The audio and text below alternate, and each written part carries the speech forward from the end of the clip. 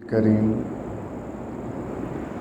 اما بعد فاعوذ باللہ من الشیطان الرجیم بسم اللہ الرحمن الرحیم ان الذین آمنوا بے شک جو لوگ ایمان لائے والذین ہادوا اور جو لوگ یہودی ہوئے والنصارى اور عیسائی والصابئین اور صابی من آمن باللہ والیوم الآخر جو ایمان لائے گا اللہ پر اور آخرت کے دن پر وعمل صالحا اور عمل صالح کرے گا فلہم اجرہم اس کے لیے اس کا اجر ہے عند ربہم اس کے رب کے پاس ولا خوف علیہم اس پر خوف نہیں ہوگا ولا ہم یحزنون اور نہ وہ غمگین ہوں گے۔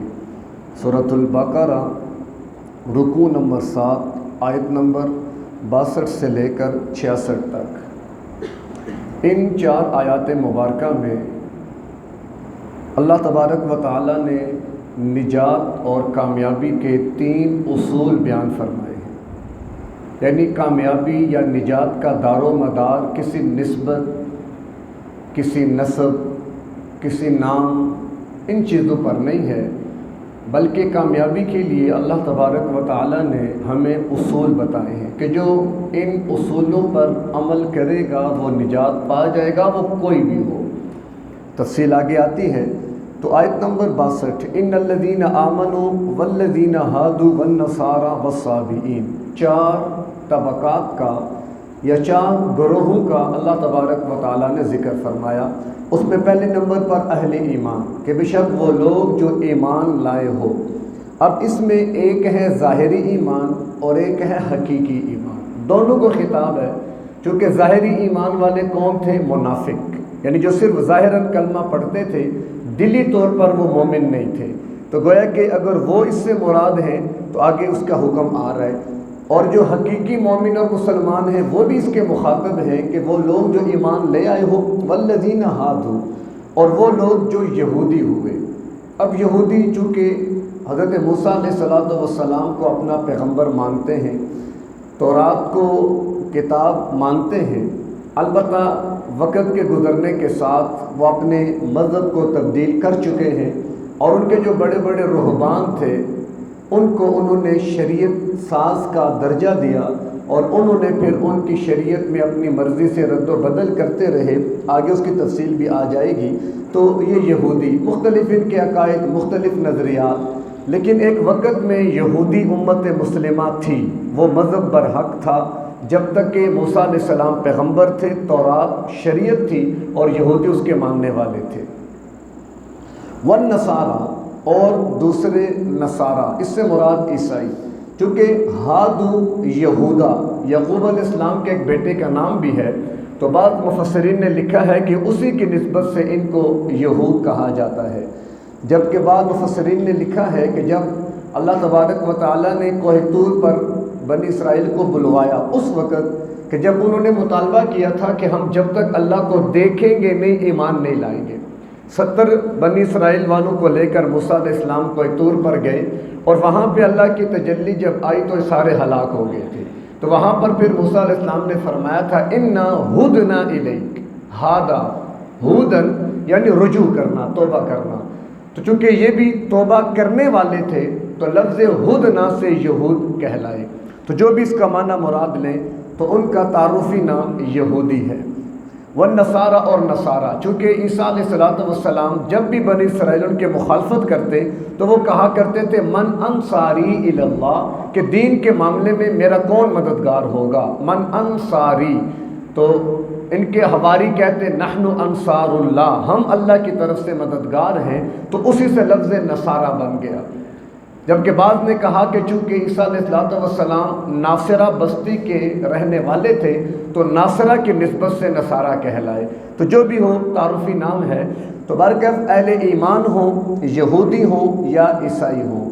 اب چونکہ عیسائیوں میں بھی ایک وقت تھا، موسیٰ علیہ السلام کے بعد عیسیٰ علیہ السلام نبی بن کر آئے، تورات کے بعد انجیل بطور کتاب، اور تورات کا تتمہ اور تکمیل، اصل جو شریعت تھی وہ تورات میں تھی، زبور کے اندر اللہ کی حمد و ثنا کے ترانے تھے، نظمیں تھیں زبور، کہ جس کو داؤد علیہ السلام پڑھا کرتے تھے۔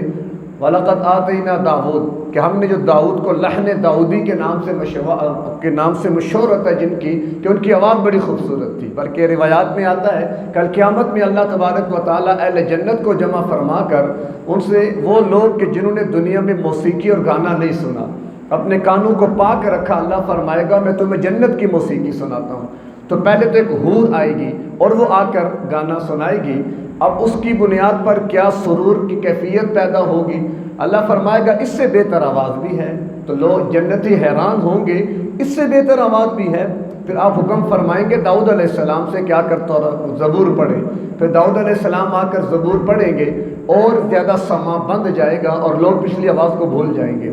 اللہ فرمائے گا اس سے بہترین آواز بھی ہے، اہل جنت حیران ہوں گے، اس سے اچھی آواز بھی۔ اللہ فرمائے گا میرے محبوب تشریف لائیں اور سورہ یاسین کی تلاوت فرمائیں۔ تو اللہ کے محبوب پیغمبر تلاوت فرمائیں گے، اس وقت کیا سما ہوگا، اللہ فرمائے گا اس سے بہتر آواز بھی ہے۔ لوگ کہیں گے اس سے بہتر کیا ہوگا، اللہ فرمائے گا میں خود اللہ تمہیں اپنی آواز میں سناتا ہوں، اور اللہ سورہ رحمان کی تلاوت فرمائے گا۔ کیسی وہ مجلس ہوگی، کیسا وہ مقام ہوگا، کیسی وہ کیفیات ہوگی، اللہ ہمیں نصیب فرمائے۔ یقین جانے سفر بڑا مشکل ہے، اتنا آسان بھی ہے لیکن مشکل بھی ہے۔ آسان اس لیے کہ دین کوئی مشکل نہیں ہے، 5 وقت نماز کی پابندی کریں، حلال کو حلال جانیں، حرام کو حرام جانیں، اللہ کے نبی صلی اللہ علیہ وسلم کے مکمل اتباع پیروی کریں، شریعت قرآن پر عمل کریں۔ کیا مشکل ہے اس میں؟ 5 ٹائم نماز پڑھنی کیا مشکل ہے؟ جو اللہ نے چیزیں حرام قرار دی ہیں، کتنے حرام سے آپ بچتے تو ہوں گے۔ آپ میں الحمدللہ کوئی بھی شراب نہیں پیتا، آپ میں سے کوئی بھی سود کا لین دین نہیں کرتا ہوگا، آپ میں سے کوئی بھی جوا نہیں کھیلتا۔ کتنے حرام ہیں جن سے ہم بچے ہوئے ہیں، کچھ ہی ہیں جن میں ملوث ہو جاتے ہیں، اس پر بھی اللہ سے معافی مانگ لیا کرے۔ بندے کا اللہ کا بڑا عجیب معاملہ ہے، ہو جاتا ہے گناہ، انسان گناہ سے ہے۔ ایک تو فرشتے ہیں جن میں گناہ کا مادہ ہی نہیں ہے، اور ایک جنات ہیں جن میں شر ہی شر ہے، ایک انسان ہے فَأَلْهَمَهَا فُجُورَهَا وَتَقْوَاهَا، کہ اللہ نے انسان میں فجور اور تقوی دونوں رکھے ہیں، صلاحیتیں دونوں ہیں۔ اب انسان پر ہے کہ وہ کس کو غالب کرتا ہے، کبھی تو فسق و فجور غالب ہوگا تو تقوی مغلوب ہو جائے گا، اور کبھی تقوی غالب ہوگا تو فسق و فجور مغلوب ہو جائے گا۔ تو کوشش کرنی ہے تقوی غالب رہے۔ ابھی آپ یہاں پر بیٹھے ہیں، میں یہاں پر بات کر رہا ہوں، یہ بھی کتنا کرم ہے اللہ کا۔ آپ کو نہیں ہے اس بات کا اندازہ کہ اس وقت اللہ کی نظر میں آپ کا کیا مقام ہے۔ اصحاب صفہ، یعنی جن کے 70 اصحاب صفہ، حضرت ابو ہریرہ فرماتے ہیں ایسے ایسے تھے کہ جن کے بدن پر سوائے تہ بند کے کچھ بھی نہیں ہوتا تھا۔ واصلہ بن اسقع رضی اللہ تعالیٰ عنہ فرماتے ہیں میں بھی اصحاب صفہ والوں میں سے تھا جو قرآن سیکھا کرتے تھے اللہ کے نبی سے۔ کیا ہی وہ مجلس تھی کہ سکھانے والے اللہ کے محبوب پیغمبر، سیکھنے والے صحابہ، اور مدرسہ وہ مسجد نبوی، اور نصاب اللہ کا کلام۔ کیا ہی وہ مجلس ہوگی۔ تو فرماتے ہیں کہ ہم نہاتے نہیں تھے، پانی کا انتظام نہیں ہے، صفائی ستھرائی کا اہتمام نہیں ہے، ہمارے جسم سے بو آیا کرتی تھی پسینے کی، لیکن شاید یہ اللہ کو بڑے بڑے مشک عنبر سے بھی زیادہ محبوب ہو۔ کیوں؟ یہ اللہ کے دین کے لیے ہے، کہ جب نسبت دین سے جڑتی ہے نا تو پھر کیا ہی کہنے ہیں، چونکہ وہ چیزیں خبر کی ہیں، نظر کی نہیں ہے۔ اگر اللہ تھوڑی دیر کے لیے نا پردہ ہٹا دے اور آخرت میں آپ کا مقام آپ کو دکھا دے تو آپ یہاں سے جانے کو تیار ہی نہیں ہوں گے۔ آپ کہیں گے جائے گھر بار جدھر مرضی، ہم نے قدم باہر نہیں نکالنا۔ کہ اگر اللہ ہمارے لیے اتنی آسانیاں فرما رہا ہے تو یہ قرآن بڑی عظیم کتاب ہے۔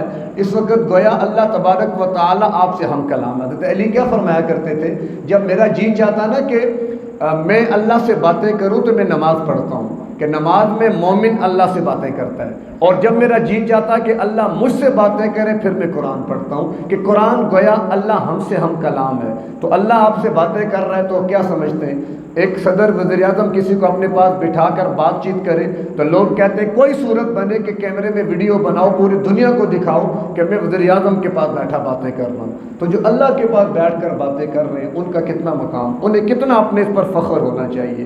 تو اللہ پھر خود سنائے گا اور اہل جنت سنیں گے، کتنا مقام، کتنا درجہ۔ تو بہرکیف اللہ تبارک و تعالی ہمیں یہ یقین، اصل میں یقین کمزور ہے، مسئلہ وہ یقینوں کا ہے۔ وہ یقین جس دن کامل ہو گئے نا، یقین کامل جیسے صحابہ کے تھے، بس پھر آپ جنت ایسے ہے جیسے ایک قدم پر۔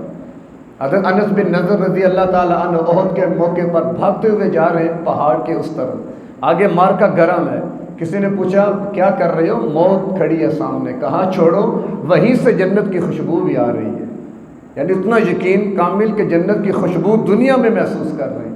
تو یہ بنتا ہے قرآن سے، اذا تلیت علیہم آیاتہ زادتہم ایمانا، جب اہل ایمان پر قرآن کی آیات کی تلاوت کی جاتی ہے ان کا ایمان بڑھ جاتا ہے۔ اور ایمان کا بڑھنا کیا ہے؟ اللہ پر یقین، کہ جو لکھا ہے یہ یقین کے اندر آئے۔ آگ جلاتی ہے نا، اس کا یقین ہے نا، تو کبھی کوئی بے وقوف بھی اس میں انگلی نہیں دے گا۔ لیکن گناہ کرنے پر اللہ ناراض ہوگا، اس کا یقین نہیں ہے۔ اللہ جہنم کی آگ میں جلائے گا، وہ یقین نہیں ہے، گناہ کری جا رہے ہیں۔ تو جب یقین اس درجے کا ہو جائے گا کہ جیسے دنیا کی آگ میں ہاتھ ڈالیں گے تو جلیں گے، جہنم کی آگ تو اس سے کئی گنا سخت ہے، تو پھر اللہ ہمیں بھی توفیق دے گا کہ ہم گناہوں سے بچیں۔ تو نصارہ، من انصاری الی اللہ، کون میرا مددگار ہوگا اللہ کے دین کے معاملے میں؟ تو نصارہ اسی بنیاد پر نام رکھا گیا۔ والصابئین، چوتھا طبقہ، چوتھا گروہ صابئین کا۔ صابی کون تھے؟ اس کے بارے میں مفسرین کے مختلف اقوال ہیں، مختلف، یعنی ستارہ پرست تھے۔ بعض نے کہا یہ ہیکل بناتے تھے، شکلیں فرشتوں کی، سورج کی، چاند کی، ستاروں کی، کسی کے 2 کونے، کسی کے 6 کونے، چاند کی اس کے 8 کونے، پھر ان کی پوجا کیا کرتے تھے، ستاروں کی پوجا کیا کرتے تھے۔ بعض نے کہا یہ 3 نمازیں بھی پڑھا کرتے تھے، اور اسی طرح قبلے کی طرف منہ بھی کیا کرتے تھے۔ پھر بعض نے یہ بھی لکھا ہے کہ یہ انہوں نے مختلف ادیان سے نا اچھی باتیں ساری اچھی ہوتی ہیں، جو ان کو من بھاتی تھی ان کو لے کر ایک نیا دین بنا لیا تھا۔ جیسے وہ دین اکبری نہیں آیا تھا، اکبر بادشاہ نے کہا تھا کہ ہر مذہب سے باتوں کو لو اچھی اور ایک نیا دین بنا لو، کیونکہ اسلام تو 1000 سال ہو گیا، پرانا ہو گیا، اب نیا دین لے کر آؤ۔ تو ایسے ہی صابئین نے بھی کیا کیا، خاص رسومات کوئی مذہب یہودیت سے لے لی، کوئی چیزیں عیسائیوں سے لے لی، کچھ مسلمانوں سے لے لی اور ایک نیا دین بنا لیا، وہ صابی۔ ویسے اہل عرب میں صابی کہتے تھے اس آدمی کو جو اپنا دین بدل دے، یعنی اردو میں ترجمہ بے دین، صابی۔ جیسے آج کل وہابی کا لفظ بھی آپ نے سنا ہوگا کہ اللہ تعالیٰ کسی کو اپنی توحید کی طرف لے آئے، رسالت کا یقین عطا کر دے، آخرت کا یقین مل جائے، قرآن سے تعلق جڑ جائے، حدیث پر قائم ہو جائے، سنت کو پکی طرح مضبوط پکڑ لے، تمام رسوم اور رواج اور بدعات سے کنارہ کش ہو جائے، لوگ کہتے ہیں یہ وہابی ہو گیا۔ اس دور میں کہا کرتے تھے یہ بندہ صابی ہو گیا۔ کوئی ایمان لاتا، مسلمان ہوتا، اللہ کے نبی کو بھی صابی کہا کرتے تھے کہ آپ صابی ہیں کہ آپ نے دین چھوڑ دیا ہے، اپنے آبا و اجداد کا دین بدل دیا ہے۔ جیسے آج کل اپنے آبا و اجداد کی وہ رسوم و رواج جو شریعت کی مطابق نہیں ہے، غیر شرعی رسوم و رواج کو چھوڑ دیتا ہے، تو لوگ اس کو آج کل وہابی کہہ دیتے ہیں۔ تو صابی بے دین، جو اپنا دین چھوڑ دے۔ تو یہ 4 گروہ اللہ نے فرمایا کہ اہل ایمان ہوں، یہودی ہوں، عیسائی ہوں یا صابی ہوں۔ آگے 3 اصول دیے۔ نمبر 1، من آمن باللہ، جو اللہ پر ایمان لے آیا۔ اب اللہ پر ایمان کیا ہے؟ عصر کے بعد بھی ہمارا 4-5-6 منٹ درس چلتا ہے وہ عقائد کے حوالے سے، تفصیلات تو وہاں آئیں گی۔ البتہ اللہ پر ایمان کہ اللہ کے وجود کا قائل ہونا کہ اللہ ہے، اللہ کے ہونے کا یقین، پھر اللہ ہے تو اکیلا، اپنی ذات کے اندر، اپنی صفات کے اندر، قدرت کے اندر، صفت علم کے اندر، ہر اعتبار سے اللہ تبارک و تعالیٰ یکتا ہے، وحدہ لا شریک ہے۔ تو اللہ کو اس کی تمام تفصیلات کے ساتھ ماننا یہ ایمان باللہ ہے۔ اتنی بات کہ بس میں اللہ کو مانتا ہوں، اس کے بعد جو دل چاہے میں کروں، تو یہ ایمان نہیں ہے۔ تو پہلی چیز من آمن باللہ، جو اللہ پر ایمان لائے، والیوم الاخر۔ نمبر 2، یوم آخرت پر ایمان۔ تو گویا جتنا اللہ پر ایمان اتنا ہی یوم آخرت پر بھی ایمان چاہیے۔ کیوں؟ کہ جب جواب دہی کا ذہن میں تصور ہوگا تو آج میں سوچ کر عمل کروں گا نا کہ میں نے کل جواب دینا ہے۔ اگر وہ جواب دہی کا تصور ہی میرے ذہن میں نہیں ہوگا تو پھر میں اپنے آج کے عمل کو درست کیسے کروں گا؟ پھر تو حلال حرام میرے لیے برابر ہو جائے گا۔ تو لہٰذا اپنی عملی زندگی کو بہتر بنانے کے لیے آخرت کا یقین ہمارے دلوں میں ہونا چاہیے۔ وعمل صالحا، اور تیسری چیز عمل صالح، یعنی ایمان باللہ، ایمان بالآخرت اور عمل صالح۔ یہ 3 اصول ہیں کہ جو ان کو اختیار کر لے گا فلہم اجرہم عند ربہم، تو اس کا اجر اس کے رب کے ہاں محفوظ ہے۔ ولا خوف علیہم ولا هم یحزنون، کہ نہ اس پر خوف ہوگا نہ غمگین۔ کفار پر قیامت والے دن خوف طاری ہوگا۔ کتنا خوف یہ ہم الفاظ میں نہیں بیان کر سکتے، کہ قرآن میں ہے کہ کافر حسرت اور افسوس سے انگلی منہ میں ڈالے گا، کاٹتے کاٹتے اپنا پورا بازو کھا جائے گا حسرت اور افسوس میں۔ تو فرمایا کہ اس پر خوف نہیں ہوگا اور نہ وہ غمگین، غم بھی نہیں ہوگا کاش مجھے جنت ملتی، میں بھی درجات پہ پہنچ جاتا، اللہ کو راضی کر لیتا۔ پھر یاد آئے گا نا کہ اب اس وقت آنکھ جب کھلے گی تو پھر سمجھ آ جائے گی کیا کرتا رہا۔ تو فرمایا کہ یہ وہ لوگ ہیں جو ایمان باللہ اور اس پر اس کے تقاضے پورے کر لیں، ایمان بالآخرت اور اس کے تقاضے پورے کریں اور عمل صالح کو اس کے مطابق کر لیں، تو فرمایا کہ وہ کامیاب ہیں، انہیں آخرت میں کوئی غم اور تکلیف نہیں ہوگی۔ تو اس آیت نمبر 62 میں 3 اصول کامیابی کے اللہ نے بتا دیے۔ آگے آیت نمبر 63 میں بنی اسرائیل، جیسے میں نے عرض کیا تھا کہ انہی کو مخاطب کیا جا رہا ہے، چونکہ سورہ بقرہ مدینہ میں ہجرت کے بعد ابتدائی دور میں نازل ہوئی اور خطاب یہود سے تھا، تو ان کو اللہ ان کی تاریخ یاد دلا رہا ہے۔ وَإِذْ أَخَذْنَا مِيثَاقَكُمْ، اور جب ہم نے لیا تم سے وعدہ، میثاق پختہ وعدہ، وَرَفَعْنَا فَوْقَكُمُ الطُّورَ، اور ہم نے تم پر طور کو بلند کر دیا۔ یعنی یہ گئے، انہوں نے کہا جی ہمیں تورات، جب اللہ نے بنی اسرائیل کو نجات دی، فرعون کو لشکر سمیت غرق کر دیا، تو خود مطالبہ کیا انہوں نے کہ ابھی کوئی شریعت ہو ہمارے لیے کہ جس پر ہم عمل پیرا ہوں اور ہمیں نجات مل جائے۔ تو اللہ نے فرمایا ٹھیک ہے موسیٰ علیہ السلام سے کہ کوئی طور پہ آئیے، تورات کی صورت میں شریعت ملے گی۔ قوم کے پاس گئے، قوم کی وہی ضد، بنی اسرائیل پیچھے بھی اب سنتے آ رہے ہیں، ضد، اناد، ہٹ دھرمی ان کی رگ رگ میں پھیلی ہوئی تھی۔ کہا جی ہم نہیں مانتے، کیا پتا تم کس سے کتاب لے آئے ہو، ہمیں اللہ کی، ہم خود سنیں گے۔ جب وہاں پر پہنچے، آواز سنی تو کہنے لگے نہیں ہم تو دیکھیں گے، ہم سے پہلے تھا عجب تیرے جہاں کا منظر، کہیں مسجود تے پتھر، کہیں معبود شجر، خوگر پیکر محسوس تھی انسان کی نظر، مانتا پھر کوئی ان دیکھے خدا کو کیوں کر۔ یعنی اقبال نے بھی شکوہ کے اندر اس بات کی عکاسی کیا کہ لوگ مطالبے کرتے تھے اللہ کو دیکھیں گے تو مانیں گے۔ تو پھر اللہ تبارک و تعالیٰ نے ان پر جو اکڑک نازل کی، ساری تفصیلی تورات دی، لے کر جب واپس آئی تو قوم سے کیا کہنے لگے کہ ہاں ٹھیک ہے اللہ نے دی ہے۔ اپنی طرف سے اضافہ کیا کیا، اللہ نے یہ بھی کہا تھا کہ جو جن احکامات پر عمل کر سکو ان پہ کر لینا اور جن پر عمل نہ ہو سکے ان کو چھوڑ دینا، حالانکہ اللہ نے یہ نہیں فرمایا۔ تو اللہ نے پھر حکم دیا جبریل کو ذرا پہاڑ ان کے اوپر لے کر آؤ نا، پہاڑ اوپر مسلط کیا، دھواں، آگ، شعلے، پانی، بہت کچھ نظر آیا۔ فرمایا کہ مانتے ہو کہ تمہیں چور چور کر دیں؟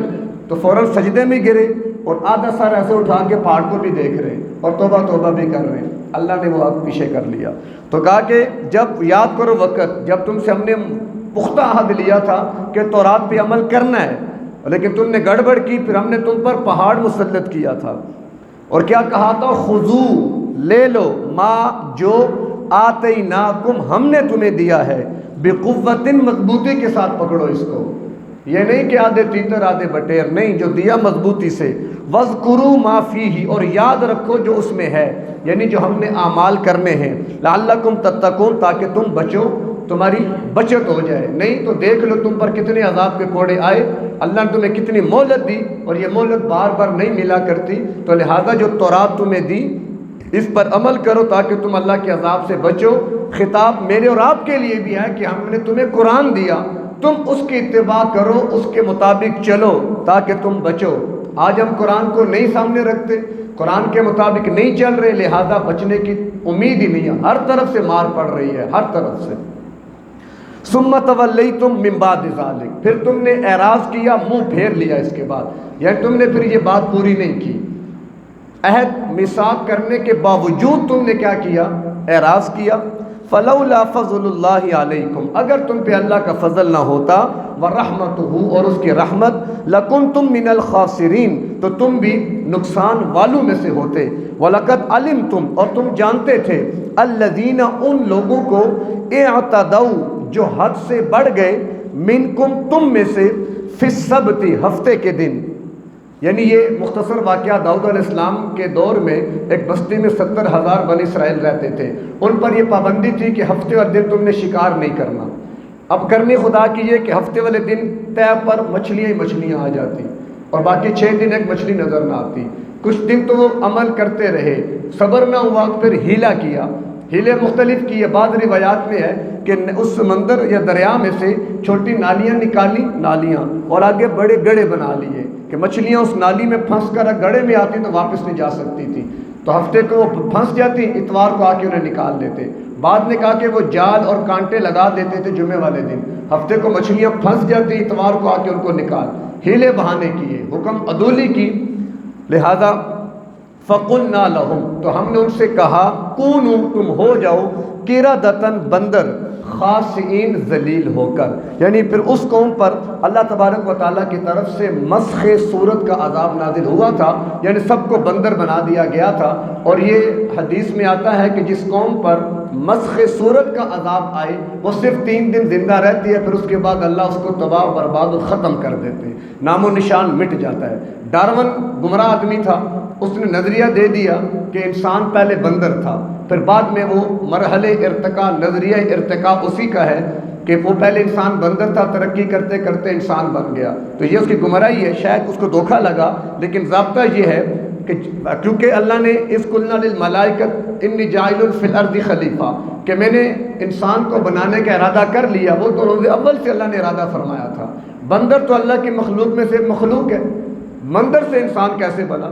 تو قرآن کے نظریے کی بھی یہ بات خلاف ہے۔ بہرکیف اس قوم پر اللہ کی طرف سے مسخ صورت کا عذاب آیا، تو ان آیات کو یہاں پر بیان کرنے کا مقصد خطاب اہل ایمان سے بھی ہے، تفصیلات یہود و نصارہ کی بھی ہیں، بنی اسرائیل کی بھی ہیں، خطاب مجھ اور آپ سے ہے کہ یہ اصول ضابطے ہیں کہ جیسے کتاب ان کو ملی ایسی تم کو ملی، جیسی شریعت ان کو دی گئی تمہیں بھی دی گئی، جیسے پیغمبر ان کے تھے تمہارے بھی ہیں، انہوں نے اگر تو بات مانی ہے تو وہ کامیاب ہوئے ہیں، نہیں مانی تو اللہ کے عذاب کے کوڑے برسے ہیں، تو تمہارا بھی معاملہ وہی ہے، اللہ کی سنت وہی ہے، تبدیل نہیں ہوئی۔ اگر تم بھی قرآن کی تعلیمات کو مانو گے، پیغمبر کی زندگی اور سنت کو اپناؤ گے اور اسلام کو اپنا مذہب واقعی بنا کر چلو گے، تمہارے لیے خیر اور بھلائی ہے، اور اگر تم ان چیزوں پر عمل نہیں کرو گے تو پھر تم پر بھی ایسے ہی ہوگا، پھر کبھی مہنگائی کا عذاب، پھر کبھی برے حکمرانوں کی صورت میں عذاب، پھر پانیوں کے سیلاب کی صورت میں عذاب، کبھی زلزلوں کی صورت میں عذاب، کبھی پانی خشک ہو گیا اس کا عذاب۔ تو یہ کیا ہے؟ یہ اللہ کی طرف سے ہے۔